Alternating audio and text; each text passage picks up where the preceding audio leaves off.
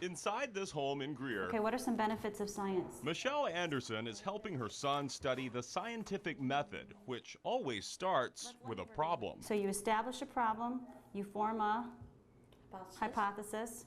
It's something she's qualified to teach. 6 years ago, after moving to Greer, Michelle found herself trying to solve her own problem. I started getting severe stomach cramps, and my son was also getting them at the same time. So I went to the doctor and had him check me out thoroughly. He couldn't find anything wrong. She says she later developed a painful rash on her forehead that would flare up when she took a shower. It started feeling like it was being burned with acid.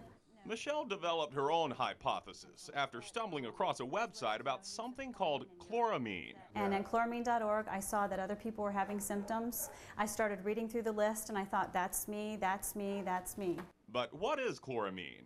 Many of you drink it every day.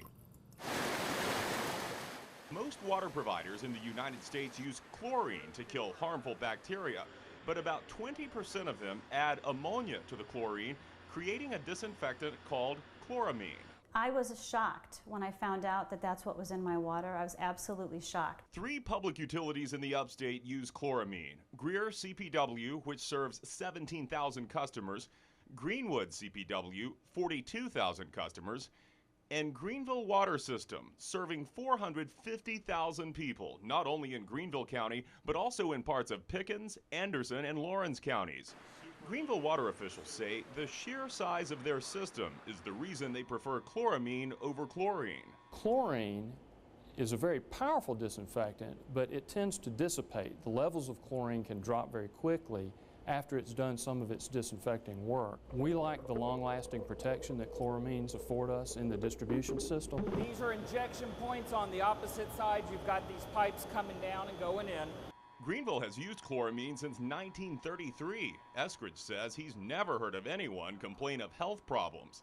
Michelle says that's because people attribute their symptoms to something else. Very few people know that it's in the water. The Environmental Protection Agency recognizes that some people may be sensitive to chloramine, but says there is a lack of research on how it affects human health. After doing her own research, Michelle stopped drinking her water and says her digestive problems disappeared almost immediately. It was amazing. It was total difference. I felt like I was human again. Who would suspect the water? Dr. Michael Pleva would. He's a researcher at the University of Illinois, his latest work focusing on the toxicity of drinking water. He says chloramine may pose a far greater health risk than stomach aches and rashes. You're generating these chemical contaminants that can have unforeseen toxic consequences. When chloramine reacts with natural organic matter in water, it creates a byproduct called nitrosodimethylamine, or NDMA.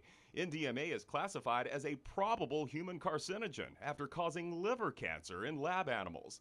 Greenville Water System's latest water quality report, mailed to all customers, shows their water does contain NDMA. It measured 0.0034 parts per billion. Customers have no idea if that's high or low because EPA doesn't regulate it, meaning the agency has not established a limit for how much of the chemical you can have in your water.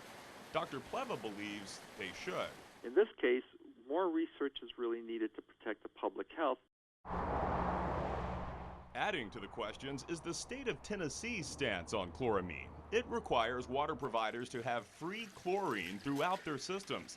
The manager of Tennessee's Water Supply Division says that's because chlorine is better at killing bacteria, and he says there's just too much unknown about chloramine. Some of the unregulated byproducts that they form, the result of those byproducts on human health is not really well understood at this point. Should that be of concern to your almost 500,000 customers, that there's an entire state that doesn't use this stuff because their leaders aren't comfortable with it? I don't think so. We've been successfully using this since 1933. So while they may not have a history with this particular type of water disinfectant, we do. And we've been using this very carefully for a very long time. He says Greenville will continue using chloramine because they believe it produces the highest quality, safest drinking water. Greer, however, is considering a switch, but not because of NDMA, because of the concerns voiced by Michelle Anderson and a few other customers who blame chloramine for stomach cramps, acid reflux, rashes, and irritated eyes.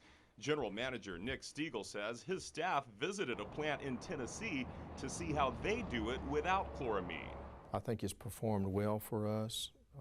Can something be developed in the future that performs better? Certainly it can. Michelle says she's glad to see Greer is at least looking at other options. In the meantime, though, she continues to go out of her way to avoid Greer's water, even in the shower. I use Spartanburg water. I heat it up so that it's not so cold, and I stand there and pour the water over my head. Observation, like observing something.